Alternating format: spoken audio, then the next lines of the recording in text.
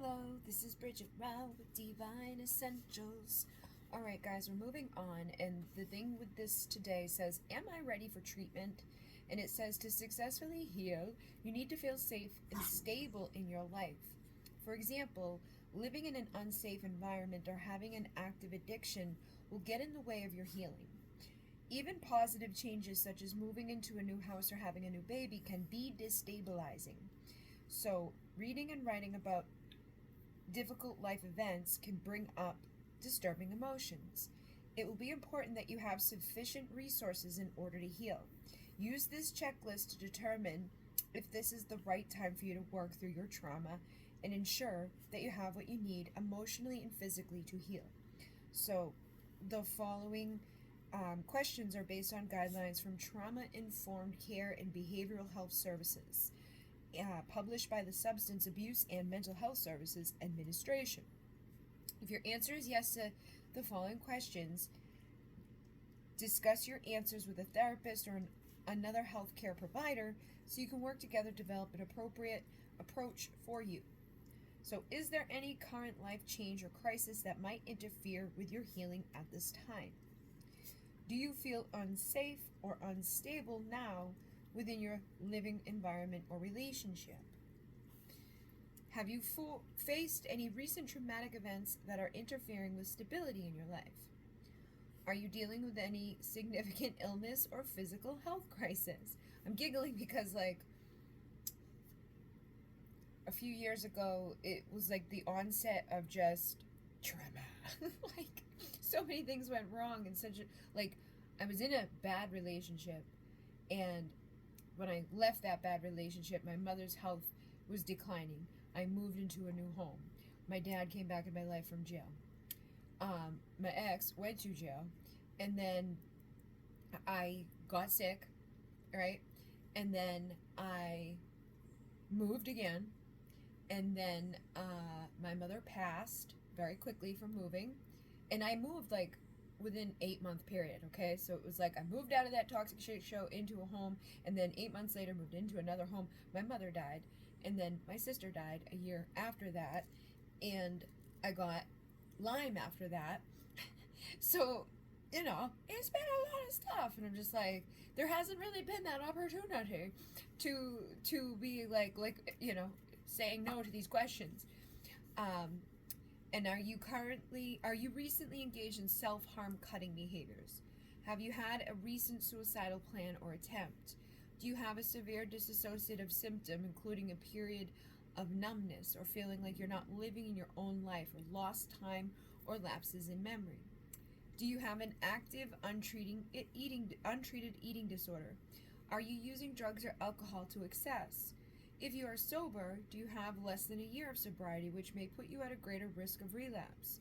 Are you lacking necessary stabilizing resources, such as a therapist, a psychiatrist, access to health care, or a sponsor if needed? So, I in a way, I don't really agree with the whole, because, when you're an active addict, right, they send you to get help. Just because you haven't been out of it for a year doesn't mean that, you don't worry, don't bother getting help. That's when you most need it. And in the same instances with those other things,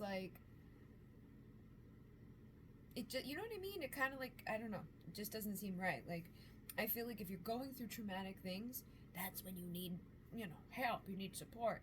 So, I don't know what the point of this is to determine it's the right time to work through your trauma. I guess it would be the right time to work on what's going on, but that is your trauma. It's like, let's work on the current trauma, and then we'll dive into the past trauma, okay? But people with CPTSD complex, it's usually complex because of an extended amount of trauma, which does do those oh, I was born and all of these things kept happening, and here I am and still happening. It's so, I don't know, I feel like in these circumstances, just pay attention. Don't beat yourself up if you're not ready for doing something, but don't use this as an excuse to not start doing something. Oh, well, I got this thing going on. Work on it, but in terms of the past, maybe we'll work on that once the present has gotten it itself somewhat stable, okay? So a roadmap to healing has different phases, and boop, it says phase 1, the main work of this phase is develop stability and safety. Here you will learn to identify your defensive avoidance behaviors and develop mindfulness practices that are instrumental for self-acceptance and compassion. You'll develop instrumental resources to help you prepare for trauma processing. Phase 2, you will continue to strengthen your resources to manage intrusive or invasive symptoms, and you will increase your ability to regulate emotions and tolerate distress. And you'll deepen your understanding of your history.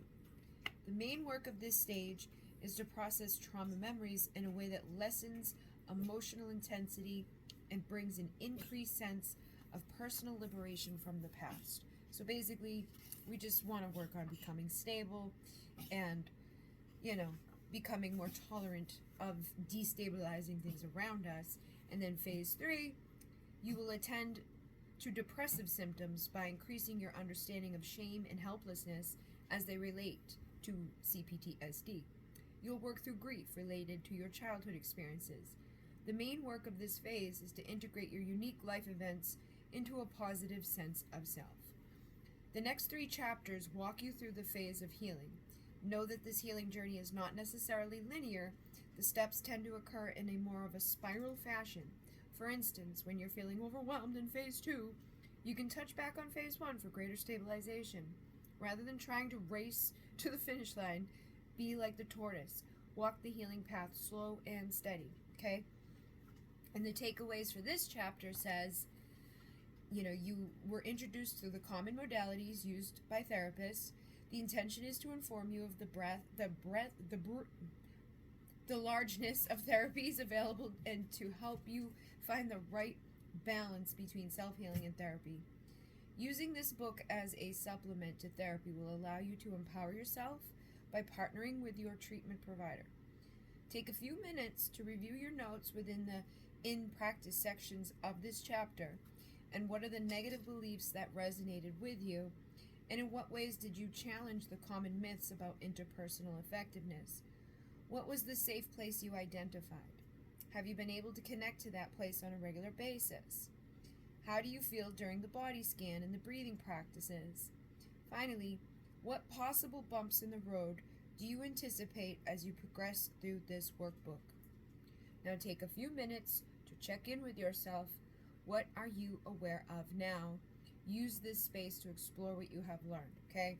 So again, this chapter wasn't crazy long, but you want to think about those things that we went through here, and think back to the practices. Are you utilizing them? This is that reminder that they exist, like the breath work, the body scan, the safe place, the freezer, or the willow tree, or whatever it is you want to come up with for yourself. Remember them and use them. And then we will start with number 3 tomorrow. Okay?